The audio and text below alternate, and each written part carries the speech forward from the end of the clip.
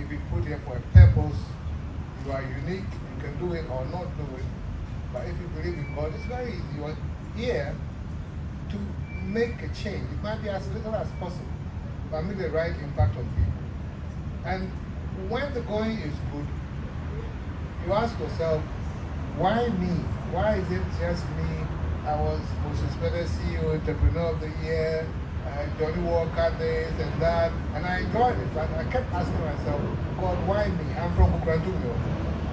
You know, then when things are going awry, you have to keep your calm and ask the same God, God, what is next?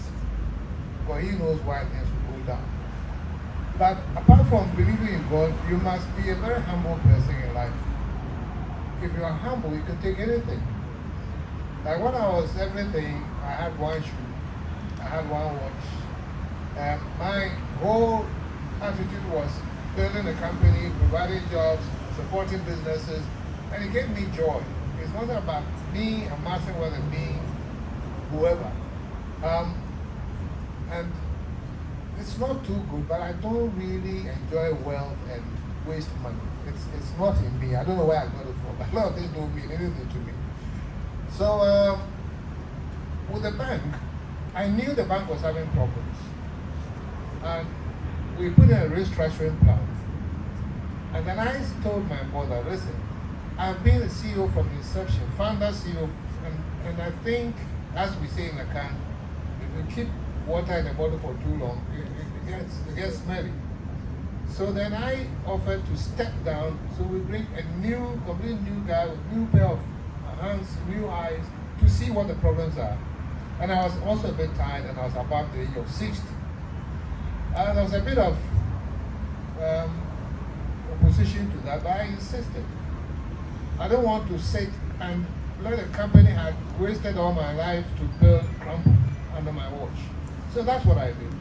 So I knew when I left the bank that we had problems. But I was in the forefront bringing investors and other things and talking to Bank of Ghana so that, you know, we will work on a restructuring plan and get the investors in.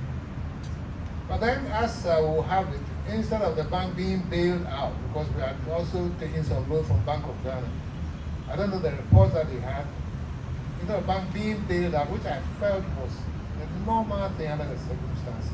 Not that I'm being selfish. But you see, for a true Ghanaian story, I'm sure most of you will agree that your UT story has been quite unique. For a company to be started with 4 people from Kantamantu to grow and become a conglomerate with properties, logistics, with footprints outside South Africa, Hamburg, and all those, it's a rare Ghanaian story and it shouldn't have been killed. But of course, the bank was the flagship company. So when the bank was hit, then the ripple effect affect the whole brand and so on and so forth. But anyway, as it were, it was the mode by which the bank was closed down, which was a bit disturbing. Because you don't close down a bank which is publicly listed and everything, the way it's done, like Rambo style in the morning, go and break it down and lock doors and things. But as Ken said, I was home and but I don't listen to Ghana news because there were too many insults on radio and TV. So I was one of the last people to hear about the bank being collapsed. And it was just when I woke up in the morning and I switched on my phone in the room and I saw about 60-something missed calls. And I said, no, the world is coming to an end. But I didn't even think about the bank. I was thinking maybe I've lost a son or a daughter, so I panicked a bit. But one of the callers was my daughter, so I called and I said, why is everybody looking for me? And he said, turn on the radio anywhere or TV. And I said, where? I said, what is it? And he said, the bank has been closed down. I said, at least no one is dead. And the government has taken a decision whether I like it or not. And I drove down to Accra. So the thing is, my attitude to life is, we are all here, as I said, to impact lives and to make change about the world. So when the bank was taken, I had to reflect and say, okay, fine. So what's next? What does God want to do with my life? And I realized I have achieved something, and which is quite rare.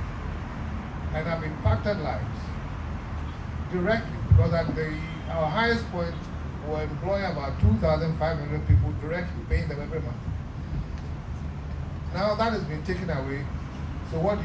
I need to share that story with up-and-coming entrepreneurs and future leaders and the youth. So I started giving some entrepreneurial lectures and then I've written 2 books to show the youth and upcoming leaders what is required to do to grow businesses. The first book is called The UT Story, Volume 1, which is Humble Beginnings, how to start from the basics when you don't have anything. And then the second book is called Building a Winning Team, that is when we put structures in. The books are available there, so you can have a look or you can buy if you want to buy. But again, the whole thing is about leaving a legacy for the world. I did it practically and through the books, and by meeting you guys, I'm still trying to impact lives and give directions on the way to go. So you never give up. Your life is always meaningful. If all of you here, I'm able to impact one person to grow a business, I would have still impacted greatly. So